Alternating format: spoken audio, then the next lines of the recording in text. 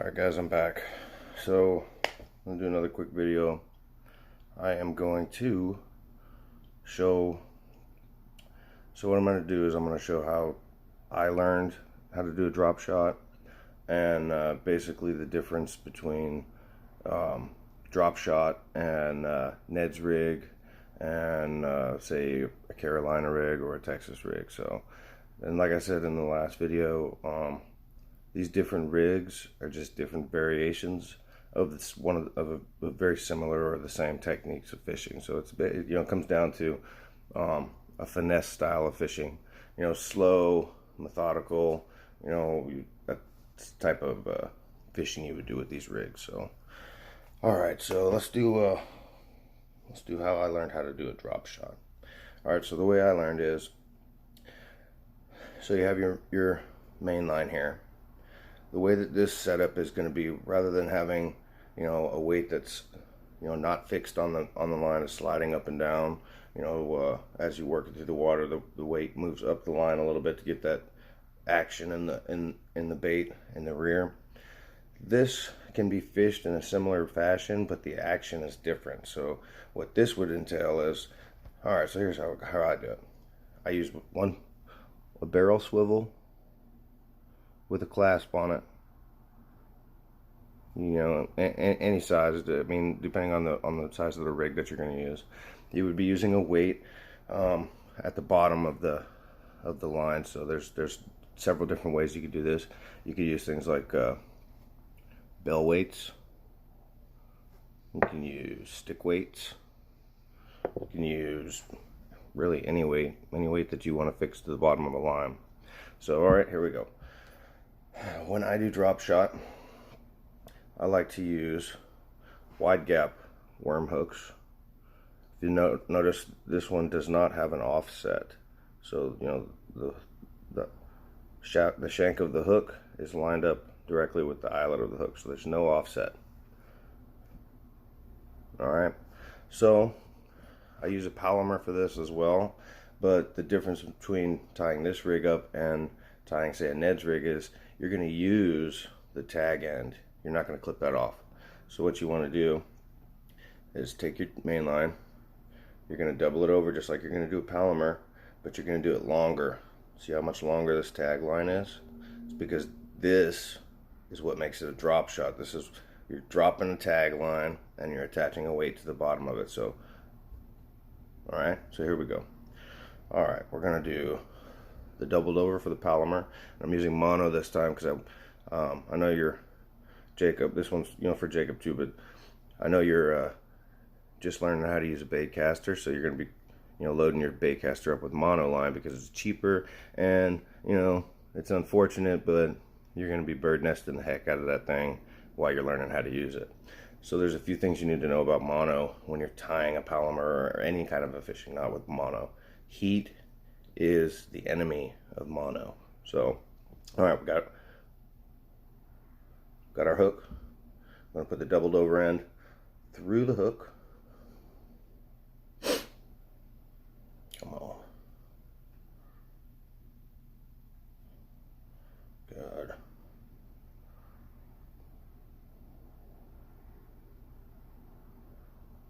Got him, coach. All right. So see how I got it?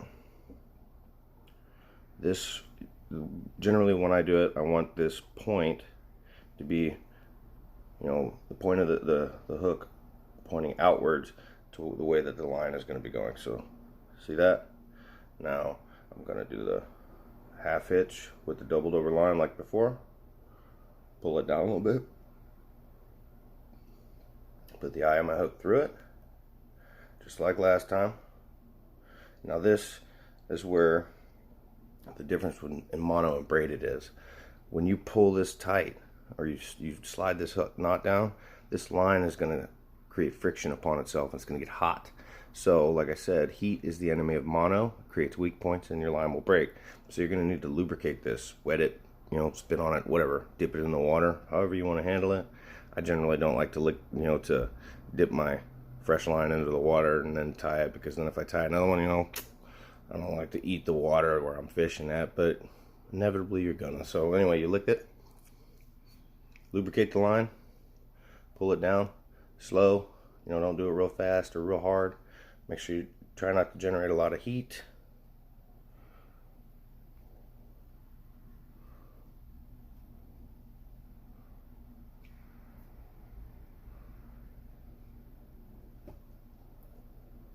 Alright, we go. That's on there. Notice the tag line is much longer on this one. See that? So this is my main line. This is my tag line. Now, what you're going to do with the tag line, you're going to take the end of it, bring it back over, put it right back down through the eyelet of the hook, going down.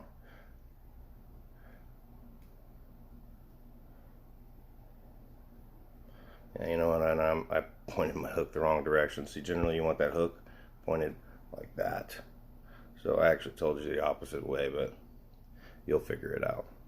So with this tag line, what you do, or the way I do it, I take this tag line, take my barrel swivel with the clasp on the bottom of it, and I tie another Palomar through the barrel. The barrel end is going to be the end that actually swivels, this end. See that? So take my doubled over line, put it through the barrel, tie my Palomar again. This one, you don't have to save a big, tag end, because you're going to clip this end, anything that's left over. So here we go. Pull it through. Always make sure your tag and your drop or your main line are both through the eye of the loop. Lubricate. Pull it tight. There we go. And you're going to clip this tag line, leave a little piece like we talked about before. Now we got that. Alright. Now, this is the part where how I do mine. I take the clasp end of my barrel swivel, or the clasp end of my clasping barrel swivel. See that little piece where you would, could clip on a hook or a weight or something if you were doing another rig. So what I do is I bend that straight. Just like that. See that little hook on, little end on there? Cut that off. Or bend it straight, whatever you want to do.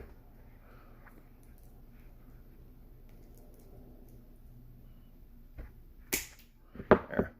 So now I have this little piece of metal down there, pointing straight down. The reason for this is that when you use a drop shot rig, your weight is hanging below the suspended hook. See? So what I do, you have a weight on this end. This is going to be your snag point, because the type of times when you use this rig is going to be like, say if there's a low, a moss level right on the bottom of the water, and you want to stay out of that moss. You want to be just a little bit above the moss or cobblestone rock or something like that. You don't want to get snagged up in that stuff. This type of rig works well for that, because you can selectively choose your depth that you're above the bottom. The weight will be on the bottom, you're up here. Your bait's right there. See? So this is going to be your snag point. This gets hung up. So if you were to fix a big bulky weight to the bottom of this and tie it on tight, if this hangs up, you run the risk of losing your entire setup. So I use stick weights, just hollow core lead weight. And what I do is that piece that we bent straight a little while ago, take the hollow center of this, put it right over top of that, or right inside of that hollow core. Push it up to the bottom of the clasp on the swivel. Give it a little crimp. Doesn't need to be super tight, really heavy, anything like that, because what happens is if this weight snags up on the bottom, you want it to be able to come loose so you don't lose your whole setup. It's cheaper to replace this than it is to replace all of this. And this whole setup right here may only be like 50 cents, but if you're fishing in an area that has a lot of snags and you lose 40 of these in one day, it adds up.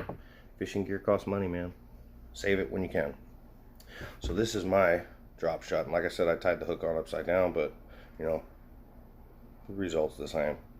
Then you can do things like with this hook.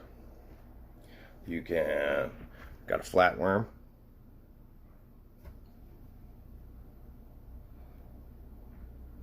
You know, you can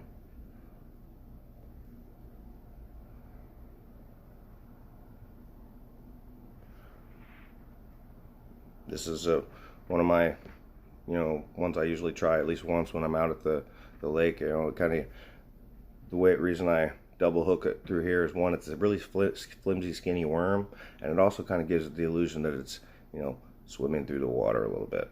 But you can also just hook it like that, let it flip through there, flip around in the water as you're working it through, and you would do it basically the same way as you would a Ned's rig. Work it, let it hit the bottom, lift it up, work it a little more, change slow, speed up, situational prowess is going to dictate how you fish this. So, conditions are everything. You can also do things like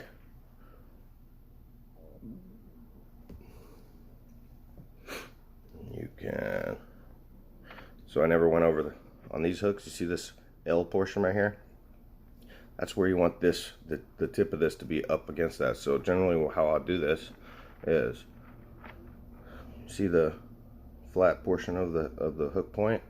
I will insert that far into the fish, or into the bait, pull it, swing it out to the side, slide that part up the hook to where the L portion of it is, and then boom, see how that is right there? It's flush with the line, it's even, it's up on the line a little bit, it covers the eyelet of the hook. Then you would do just like you did on the worm rig, or on the Ned's rig the other day, or the other video. See? The point of the hook is almost through, not all the way through. So you want it to be able to, so when the fish bites down on this, see, the point comes through.